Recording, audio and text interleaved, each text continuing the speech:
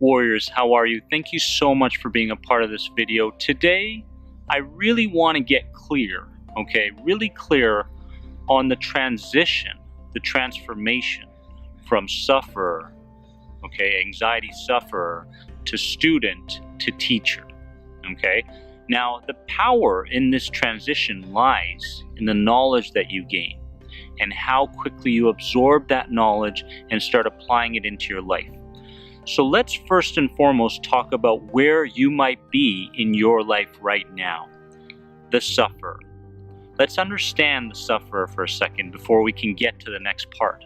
The sufferer sees the success path as being hopeless, So the path to success right now in a sufferer's eyes is very foreign. It does not exist, It's far, far away. That's how a sufferer thinks, and that's the mindset. I've been there. I've been there for years. Then it's survival thinkers that try to only get by the day. So it's about you doing everything you can to avoid fear, to avoid anxiety, and to avoid panic. So let's understand that. When you're a sufferer, it's doing whatever is necessary, taking the pill, or coping methods, or avoiding certain environments or people because it's anxiety provoking. That's how a sufferer thinks. Now, trying everything that's out there.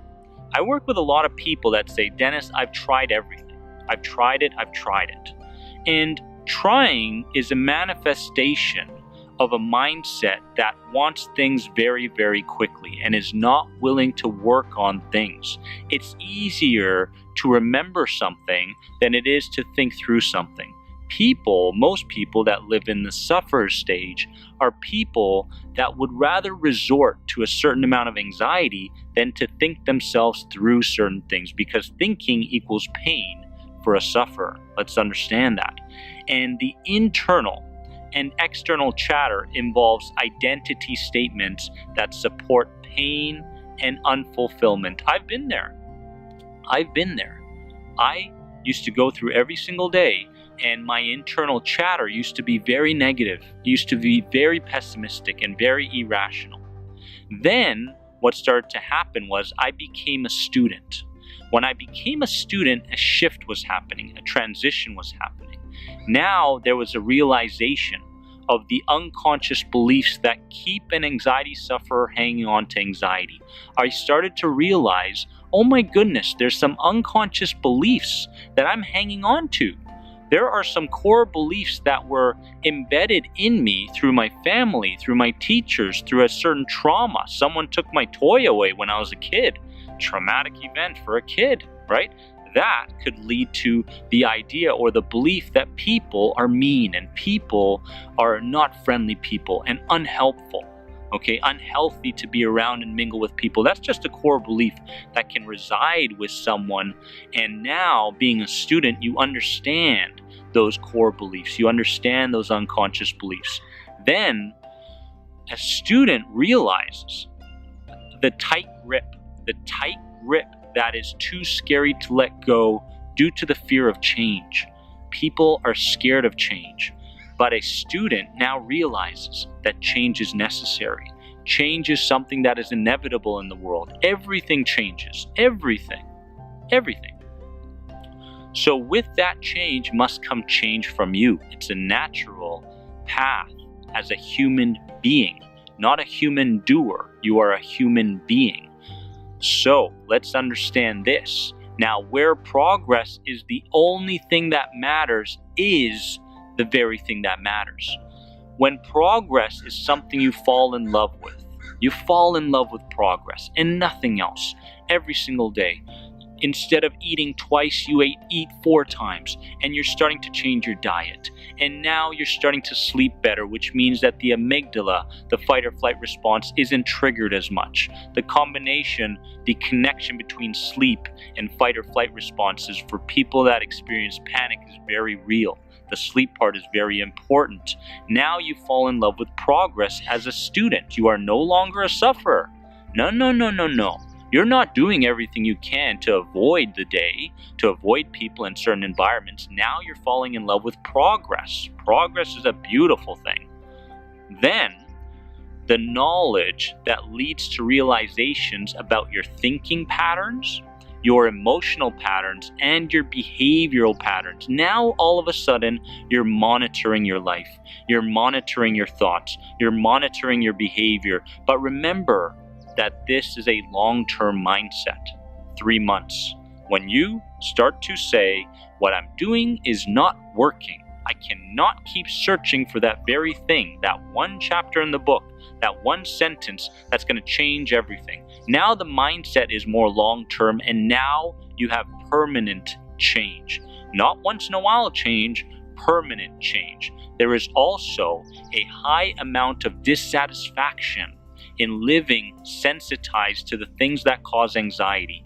When you're a student, you are dissatisfied. You're saying, you know what? Not another day. I'm not living that way anymore. I'm so dissatisfied. And you guys know very well that when I talk about dissatisfaction in the podcast, it's very, very crucial. You can't just sort of want change. You've got to fall in love with the idea of what you're going to become in 6 months' time. I'm going to say that again. You must fall in deep love. You must be so romantic with the idea of what you're going to become in 6 months' time. This is crucial. And now when you're a student, there is a vision. There is a vision, a direction that you want to go, and a direction that you know you're going to achieve in time. So you go from sufferer to student to teacher to teacher. That's the transition. The people I bring on the podcast episodes that now speak to the 10 to 15,000 of people that download a podcast episode now get to the next level. Now they are teaching people what they've learned. This is a whole new level of being for someone that used to suffer from anxiety.